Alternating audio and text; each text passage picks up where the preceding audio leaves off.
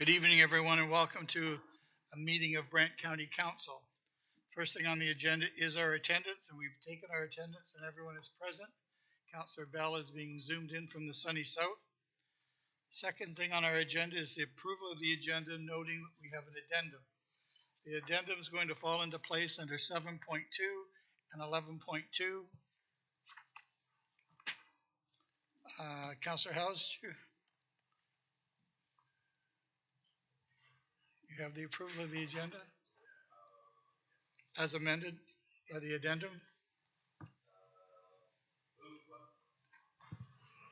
Moved by myself and seconded by Councillor Miller that the County of Brant Council agenda and addendum for March 28, 2023 as amended be approved. Thank you. Does anyone have anything else they want to add to the agenda? Seeing none, I'll call the vote. All those in favor? Opposed? Carried. Number 3 on the agenda is the declaration of pecuniary interest. Does anyone have anything? Councillor Garneau? Thank you, Mr. Mayor. That would be 7.2.4 and 7.2.6 as we hold social services contracts. Thank you. Moving on to number 4 is our delegations. 4.1 is Fred and Marilyn from the library with their presentation. Oh, Kelly's here too. It's always... Fred, is that $4,500 pin you're wearing? Oh, good, good. Good.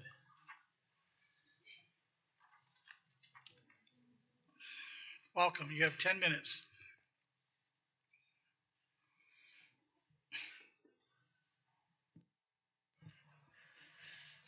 Good evening. Thank you again, Mayor Bailey, for inviting us to present our annual report from the County of Brant Public Library. This year, I'm presenting, of course, 2022. And through you, Mr. Mayor, I'd like to introduce myself, Fred Gladding, Chair of your County of Brant Public Library Board. And with me tonight is Marilyn Sewell, our Vice Chair, and our CEO, Kelly Bernstein.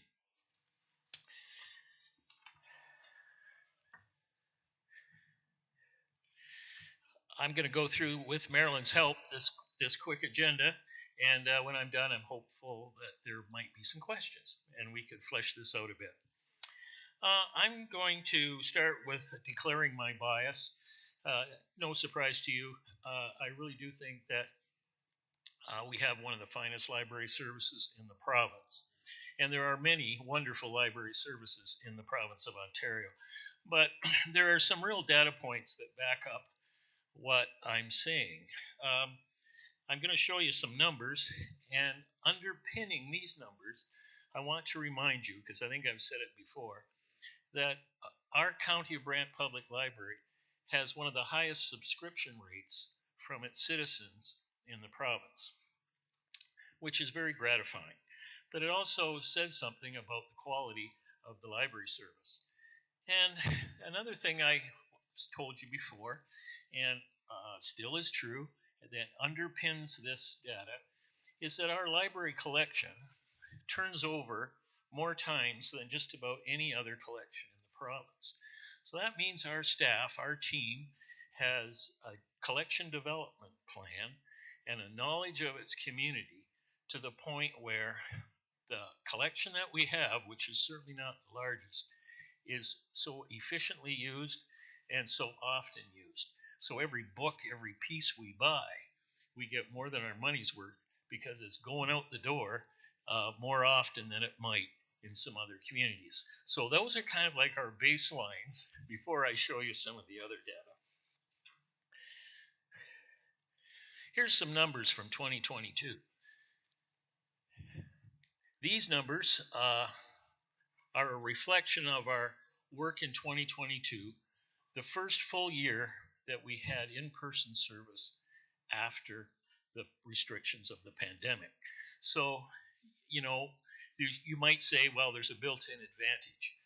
Look at in-person visitors, up 142%. You might say, well, that's not so hard after 2021, is it, Fred? But that number goes beyond where we were pre-pandemic. So not only have we recovered from the pandemic, we are continuing our upward trajectory and continue to grow and improve. And some other interesting numbers here. New library members up 56%.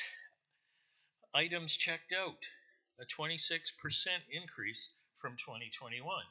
And remembering that the community had every opportunity, one way or the other, in 2021 to take items out.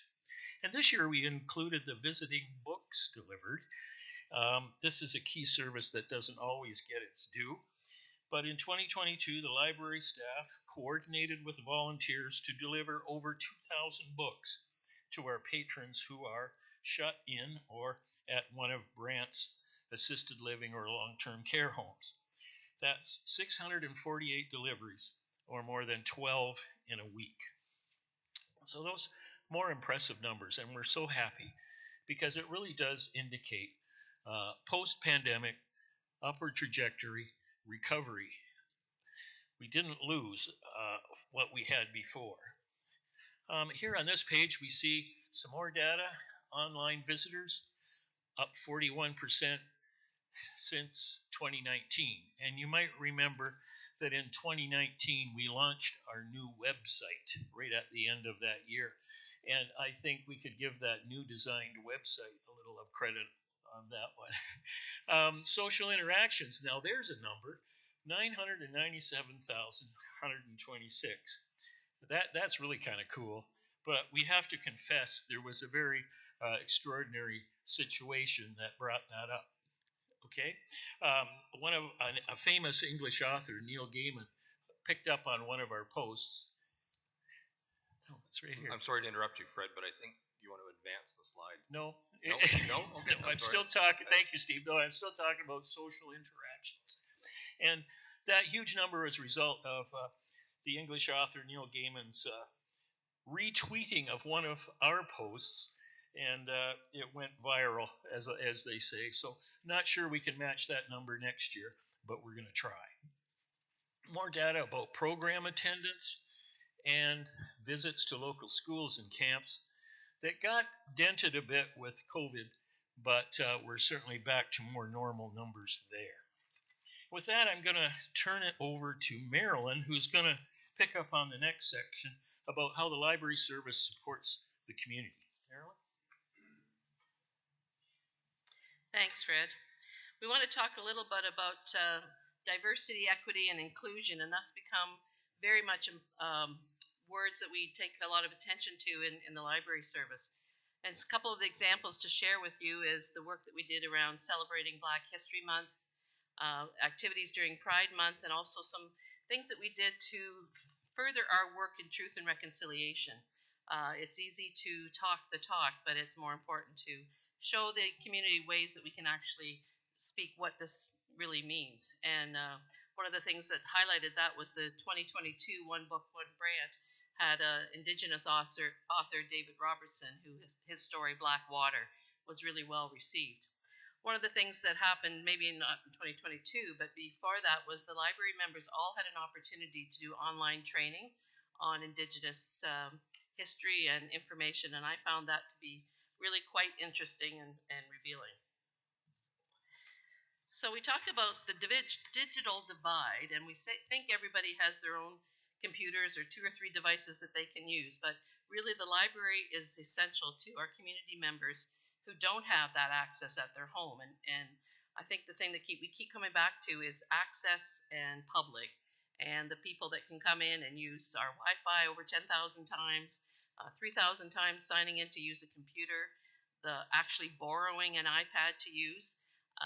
Those things are really important for people that don't have those every day in their opportunities. Supporting literacy is another key strategy of our service. We had 722 reading club members. They read for 363,000 minutes. We had almost 28,000 picture books borrowed and over 1,500 reading prizes claimed. And this, it's, I guess, not surprising to think a library is going to have a lot of statistics too, and we can pull up some of this information, which is really quite interesting because it highlights the ways that the library reaches different people at different stages in their life. And the last point I'm going to speak about is making connections. You will recall that in 2022, we had the official grand opening of the Onondaga Library Service, and that had been a long time in the coming. And we're pleased that there's a service of the future in a kiosk form that may be replicated other places in the county as we move forward. And we're also open always to interesting partnerships to see what we can do as a library service with other groups that may not get the access that we have. And the one example that we're sharing is the Guitar Society of Brantford, and they had a partnership with us and provided a great concert. And we hope to welcome those kinds of things and other things back to the library service to once again highlight that it's an old mantra, but the library is more than books, and we're certainly trying to show you how we're making those connections in the community. Fred?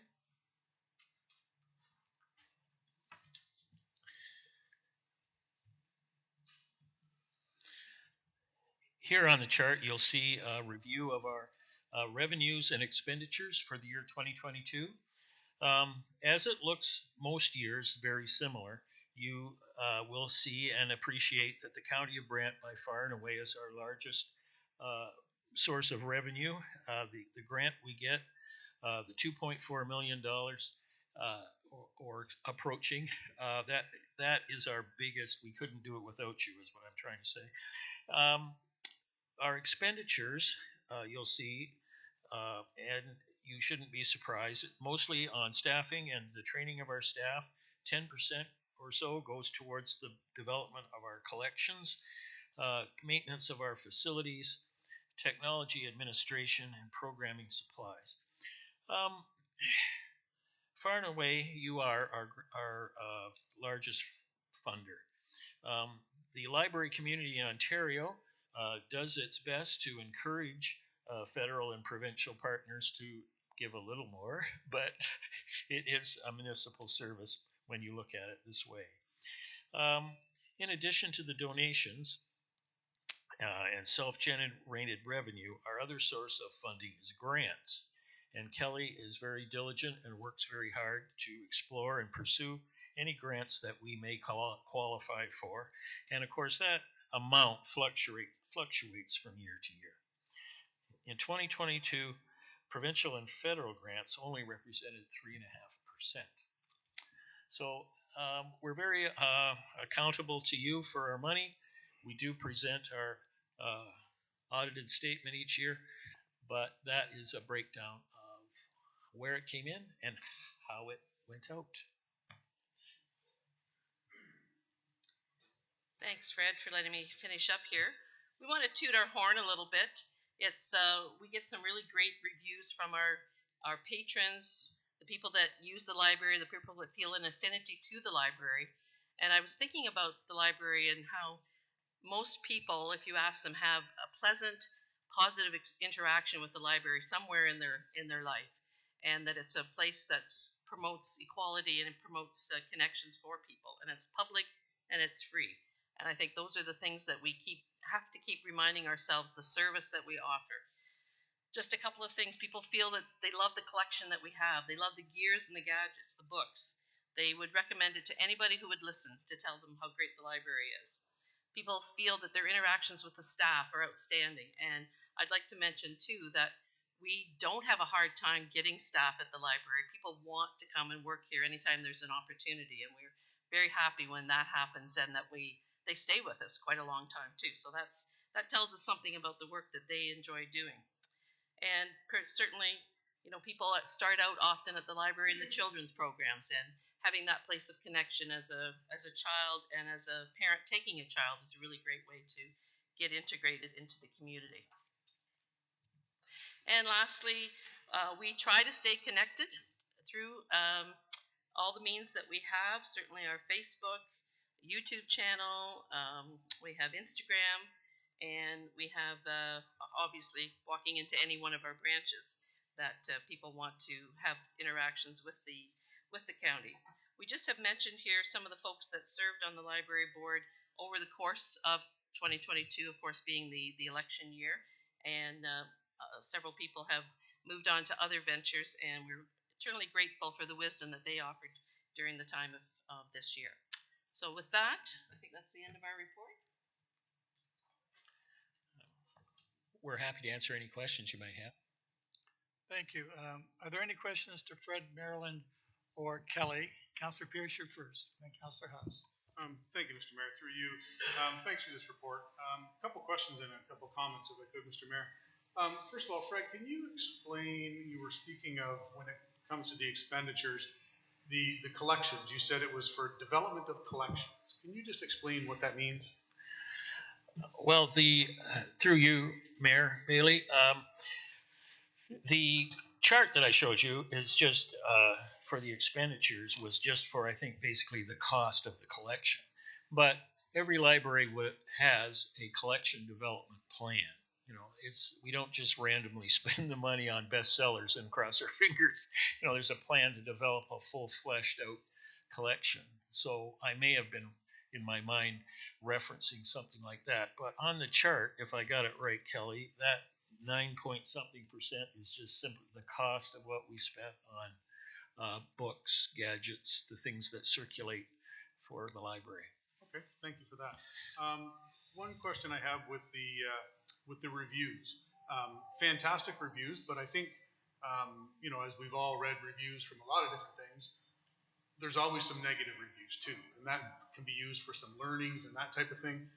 Were there any negative reviews that were found that we could learn from, or were they just reviews that, you know, the one-offs of, you know, just somebody's having a bad day type thing? Because I know sometimes when you do an open review like that, you can get some learnings off it. I'm just curious if there's been anything on the reviews that we can learn and take forward. Okay. Through you, Mayor Bailey, certainly we did pick some nice ones for our report, and each time we do programs or we have events of any type at the library, there is a form that people are invited to give us feedback. I might call on Kelly because we don't always read them as trustees, but Kelly sees the full-fledged. Would you like to? There's probably a few.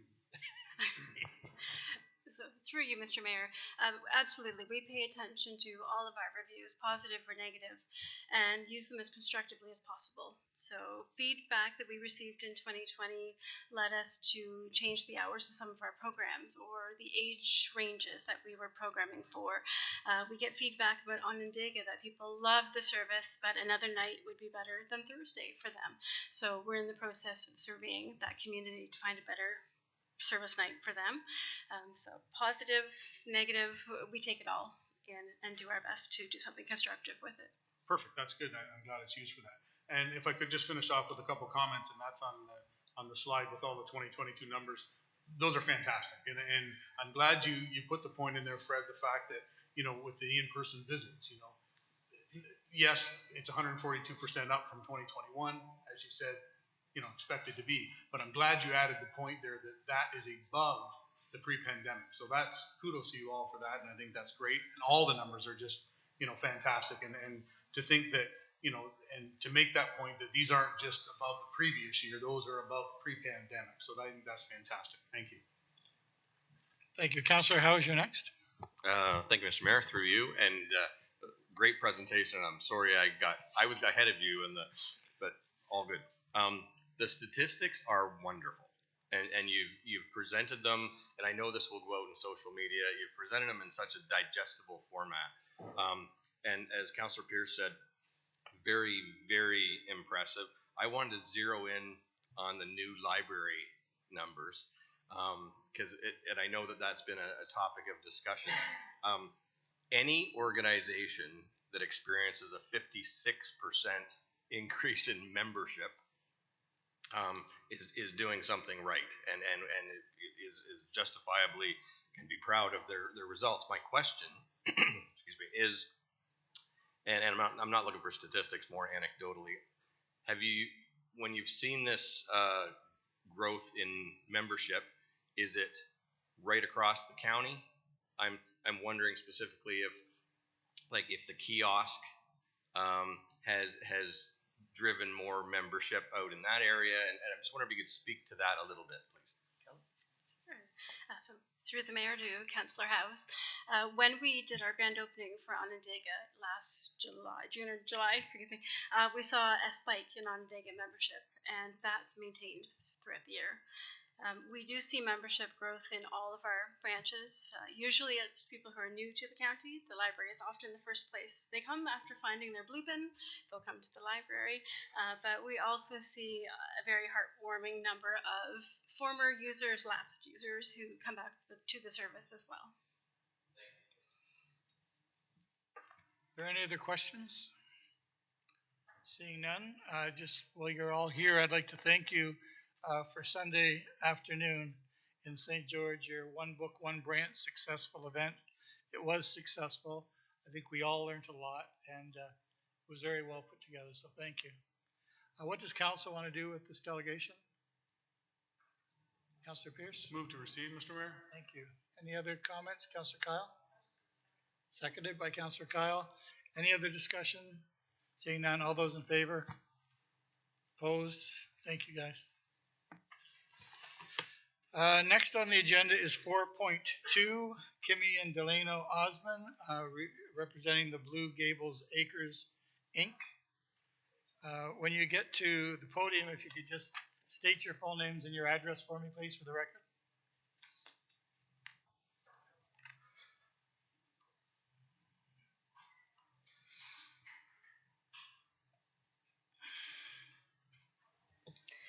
I'm Kimmy and Delano Osmond.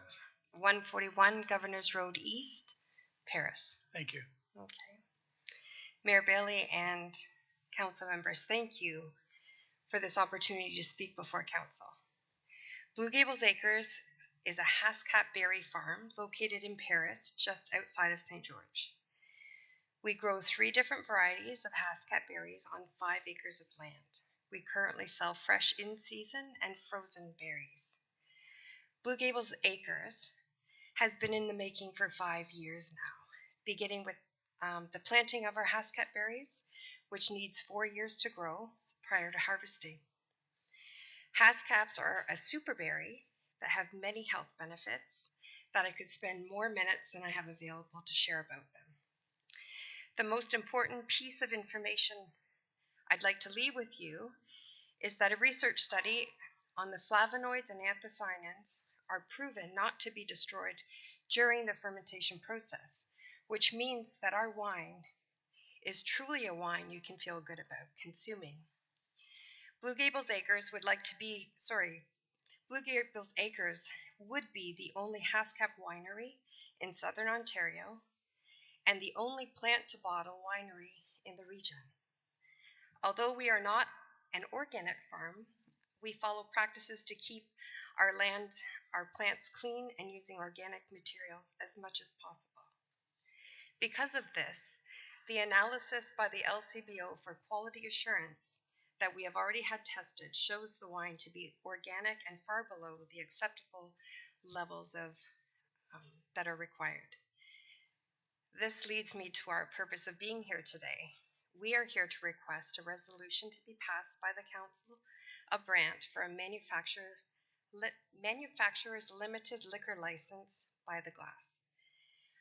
When our permit work is satisfied by the county, we will be applying for an authorization for a retail store as well. With this approval, it will enable patrons to enjoy the wine while touring the agricultural setting of the winery. It is our desire to add to the value to the tourism industry in cooperation with the County of Brant. Thank you for your time this evening. Thank you. Are there any questions for the delegation? Councillor Miller, you're first. Thank you, Mr. Mayor. Just 3 to the delegation. The resolution we pass it's the LCBO that grants the license, and you need our resolution will help support that. I'm not sure how that works. Yes, I can't apply for by the glass until I have the resolution passed by council. Okay, so just follow up. Even if we approve the resolution, doesn't mean you're going to necessarily get it. It doesn't mean that I can sell wine tomorrow, but then I just have to follow the LCBO AGCO's requirements following that. Okay, thank you. I wasn't quite clear how that worked. Thank you. Any other questions, comments to the okay, what do you want to do with the delegation? Realizing that it's coming back up on the agenda tonight at 10.2. Councillor Miller? I'll move to receive and refer to 10.2, Mr. Mayor. Thank you. You're seeking a seconder, Councillor McAlpine. All those in favor? Yay. Opposed? Carried? Thank you. Yay. Thank you. Oh, Councillor Pierce. Mr. Mayor, I'm just wondering, I'm not sure if it's too late or not, but I'm wondering if we could reverse this and bring 10.2 up to now so these folks don't have to stick around. I don't know if we're too late for that. I think it's kind of too late. You don't mind listening to our council meeting, do you?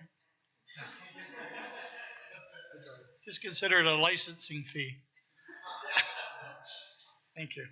I'll be here all week. Number 5 on the agenda is the adoption of minutes from the previous meetings, noting there's a bunch of them. Does anyone want any set of minutes pulled, or are we going to pass them all at once?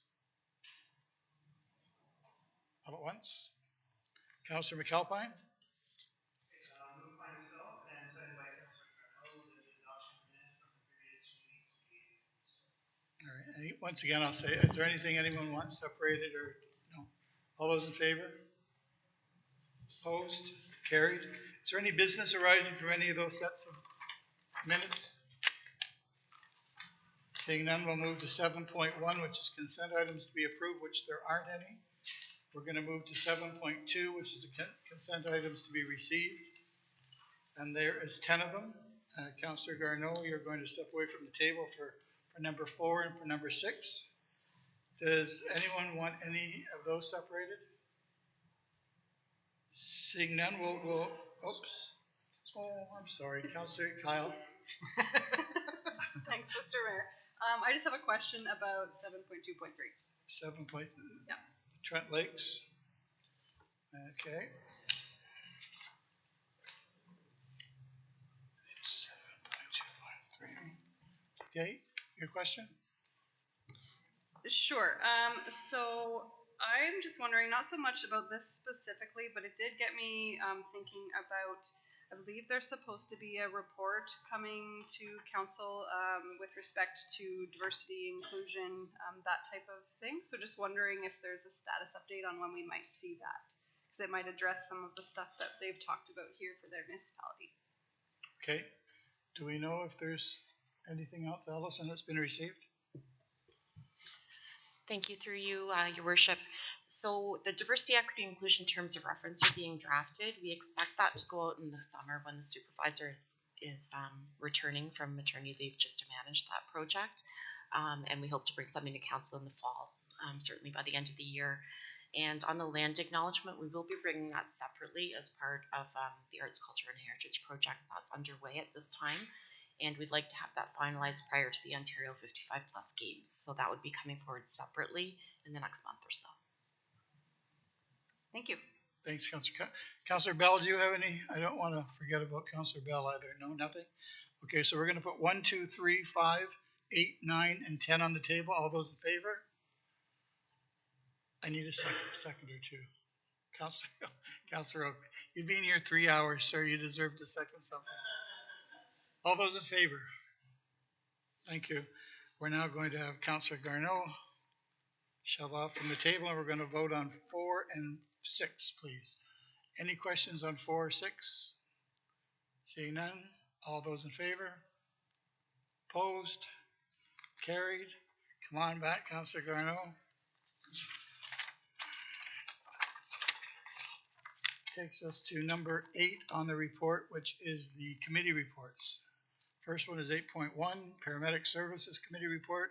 Councillor Miller. Thank you, Mr. Mayor. This is moved by myself, second by Councillor Pierce, that the Paramedic Services Committee Report of March 1st, 2023 be approved. Are there any questions for Councillor Miller regarding paramedics? Seeing none, all those in favor to receive the report? Opposed? Carried. 8.2 is the Policy Development and Strategic Direction Committee Report of March the 14th. Who has that? Councillor Coleman. Thank you, Mr. Mayor. Move by myself, second by Councilor Bell, that the Policy Development and Strategic Direction Committee report of March 14, 2023 be approved, noting there's 6 items, and the highlight has got to be a shortening of this committee's name. There are 6 items on his report. Does anyone want to speak to any of the 6? No? Okay. All those in favor to receive their very long report? Opposed?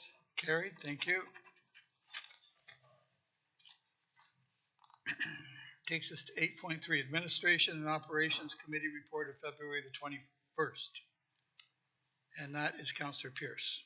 Thank you, Mr. Mayor. Moved by myself and seconded by Councillor Howes, the administration up February? Sorry, I thought it was March 21st, Mr. Mayor. I have February here, but it's a typo. Okay. Yeah.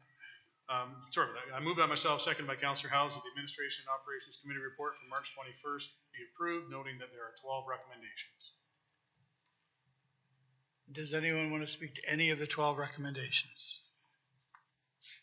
Seeing no comments or concerns, all those in favor, receiving the report, opposed, and carried.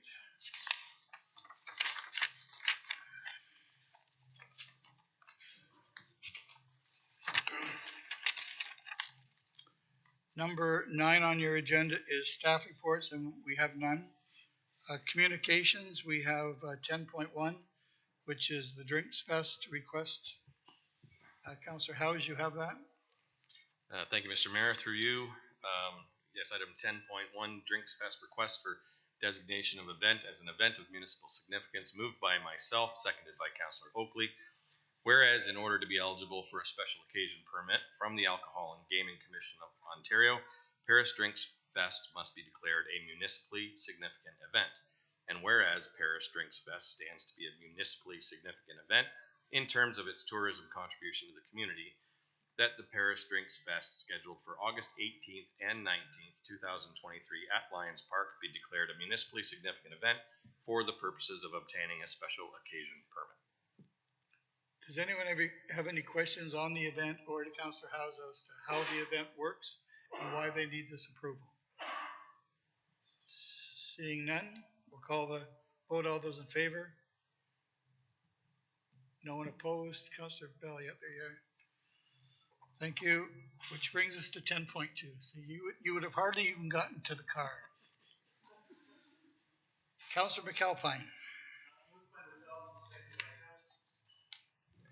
Second by Councillor Kyle, that the County of Brant supports the application of Blue Gables Acres Incorporated for a manufacturer limited by the glass liquor license licensed at 141 Governors Road East, Paris.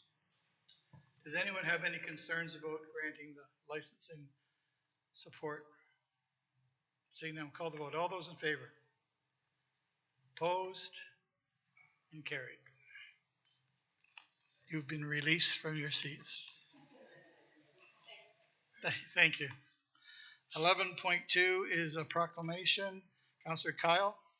Oh, I'm sorry, 11.1. Sorry. Oh, if you had sat here for 3 hours and missed your moment in the sun. Councillor Oakley, you have something to read to us. 11.1. Yes. 11.1, resolution recording voting at standing committees and county council. Moved by myself and seconded by Councillor Garneau, whereas accountability and transparency are vital to the operation of a democratically elected body, and whereas modernization of how publicly accessible voting records are desired by the public, therefore that it be instructed to staff to compile a report discussing options to allow all council and standing committee votes to be recorded and tabulated for public record, and that staff investigate procedural, software, and hardware solutions such that this process does not cause undue efforts or consumption of meeting time. And I can speak to it as questions may arise. Does anyone other than Councillor Oakley want to speak to this resolution before we have him come back and speak to it? Councillor Coleman? I'll have to listen to Councillor Oakley first. Okay, Councillor Oakley, they want to hear from you first. For sure.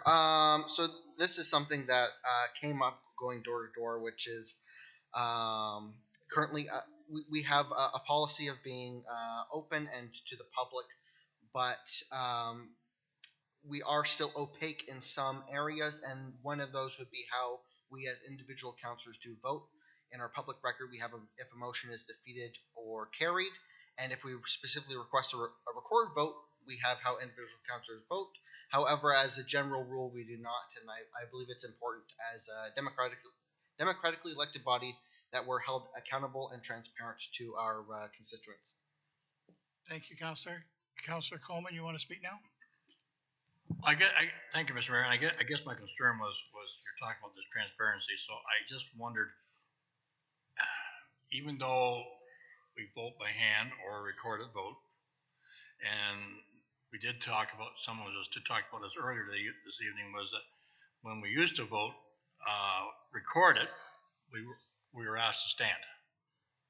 And I believe that kind of went away on the wayside with COVID when we were doing on in Zoom meetings, whatever you want to call them.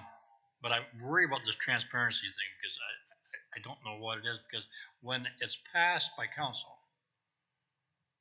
it's the resolution by council that it's all passed, whether you support it or not. And I think that's where I'm just kind of wondering how far we have to go in some of this stuff. I don't have a problem with calling recorded votes anytime, and maybe that's what we need to do more.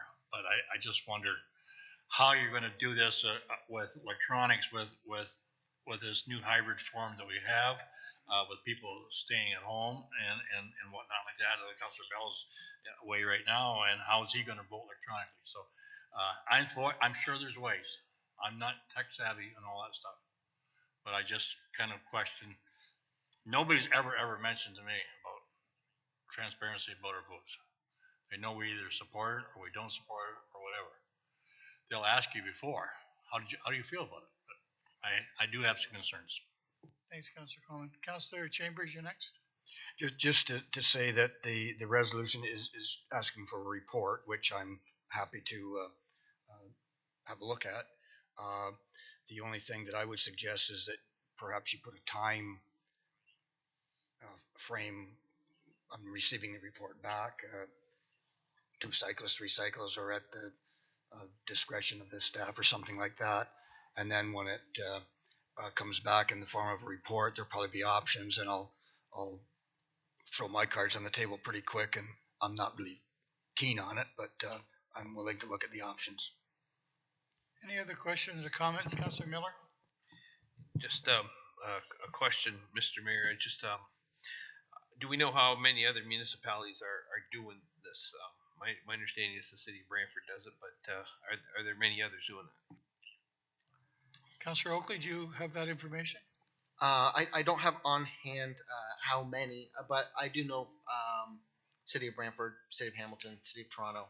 I didn't look specifically at municipalities of our size. I was looking just at those who the information was easily findable, but I could look into that.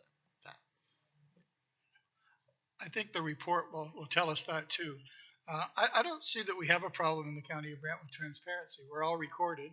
They can see our hands go up. They can go back and watch it again. They can watch it again.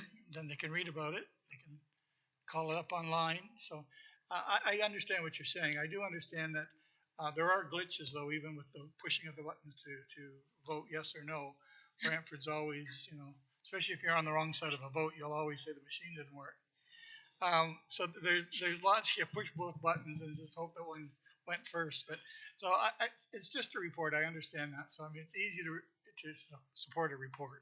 And then, as Councillor Chambers says, then we'll figure out how much time's invested, how much more work it is for the clerks, and how much it costs for that button to push, and whether the cities and towns that you've just mentioned, Brantford, Toronto, Hamilton, things like that, they are much different than we are.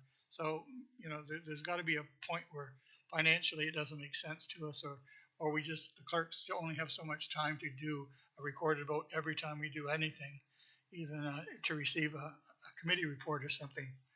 Every time we say yes, it's her or someone doing a head count. So it could take a lot of time up. I don't know that it does, but we'll find all that out in your report. So, Councillor Pierce. Thank you, Mr. Mayor. Just a quick comment on it. Yeah, I'd be interested to see the report too, but to me, I think it's more important to, when the vote is called, you vote. You don't look around the room and see who's voting which way and that way. No, you understand how you're going to vote. And if you don't understand how you're going to vote and you have questions, well, then you need to be asking those before the vote is called. But to me, it's more important that when you call the vote, it's hands are up or we stand up or however we want to do it. But again, I'm good either way. But that to me is a more important side, because I agree whether we're for a vote or against the vote, once it's decided on, we're all for it. So that's my 2 cents. Okay. The only recommendation then, before we call the vote, Councillor Oakley, do you want to put a time limit on the report? Do you want to see it in 1 cycle or 2 cycles or? Through you, Mr. Mayor, I would at staff's discretion. Again, I don't want this to, as we sort of mentioned, take undue time. It'll come when it comes, sort of. So we'll just as soon as possible, but no rush. Yeah. Okay. Any other questions or comments? All those in favor? Opposed? And carried. That was very transparent, Councillor Oakley. Very good vote. 11.2 is Councillor Kyle. No, Councillor Garneau. Councillor Kyle. You have it now. Okay. Got it. Keeps changing. Thanks, Mr. Mayor. Through you, I have 11.1, Proclamation of Sikh Heritage Month, moved by myself and seconded by Councillor Miller. Whereas throughout the month of April, Sikhs all around Canada and the world celebrate Vaisakhi, also known as Khalsa Day, on April 13th, signifying the creation of Khalsa and the Sikh Articles of Faith.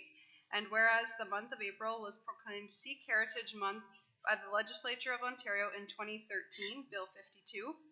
And whereas by proclaiming the month of April as Sikh Heritage Month, the County of Brant recognizes the important contributions that Sikh Canadians have made to the County of Brant's social, economic, political, and cultural fabric.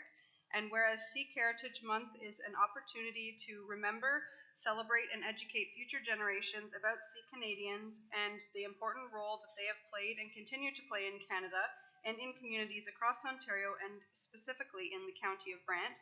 Now therefore be it resolved that the Council of the County of Brant hereby proclaims the month of April as Sikh Heritage Month in the County of Brant and encourages citizens of our community to recognize and celebrate the contributions of Sikh Canadians.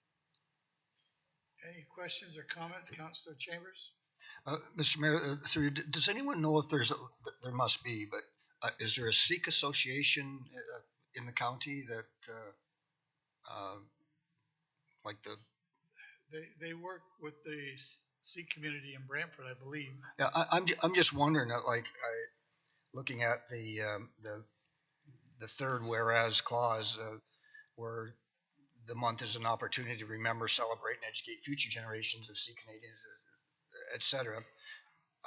An invitation could be extended to them to make a presentation about the contributions and the role they play in Brant County. And I, for one, am very much ignorant of that, and I wouldn't mind extending an opportunity to have them come forward and make a presentation.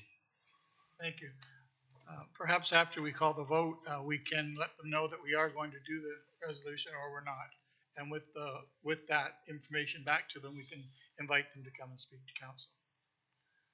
Any other conversation? It said nothing about a flag raising or anything like that. It's just a resolution recognizing. Okay. Everyone's clear on what they're voting on? All those in favor? Opposed? And carried? Thank you. I didn't ask if there was any other business or any new business at the beginning of the meeting. Is there anything that anyone wants to talk about before we go in camera? Councillor Miller? I was wondering if it could be clarified, Mr. Mayor, and it did come up. I should have asked at the report time. We talked about it earlier, Councillor Coleman. When the hospital goes to raise the money locally, is it coming from the municipality or is it coming from the local population? The money that we're going to raise for the new hospital? The $100+ million. My understanding is it's to be raised from the local citizenry. It's not coming through the municipality. Well, they've asked the municipality for a certain amount of money for their campaign. No, I got that. And then and But tonight we're setting up a reserve fund, but Right. But everything else is going to be through campaigns and people that sit on the fundraising committee. I'm one of them. And it's going to be probably run very much like the United Way, where it's going to be an ask, and there'll be envelopes, and there'll be lists that everyone sort of submits to the same people that give to everything. And then there'll be other ways of doing it too. But I believe that after we do our municipal fund, set up the fund, then the rest is all to be raised by the citizens of the county, I believe, and the city. okay. And further to that, then, like I say, I think you'll play a bigger role than what we do. But I guess further to that, we set up the reserve fund, but we never set a target, and I don't know at what point we would have that discussion as well. Not right now, just because of the change. Not right now. Right now, because of the change in the hospital board, the structure. They're going to be getting a new CEO, and it's just there's a lot of things that are very fluid right now at the hospital. And then we have our own discussions on our recruitment for doctors too, and where that's going to land, because that's going to land maybe somewhere differently than they think. I don't know. Okay. Who knows where it's going to land? But that's what I understand how the fundraising is going to be done. I will believe what I believe until I hear otherwise. All right. All right. Any other questions? New business? No. Seeing none. We'll go to number 13 on the agenda, and we'll go to Councillor Garneau.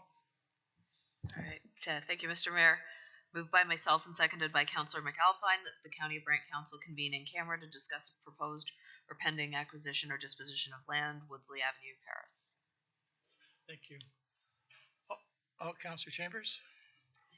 Just a question, perhaps a three to the, is this where the minutes of the meeting are going to be brought forward for approval? The in-camera minutes? Yes. If not, where does that happen?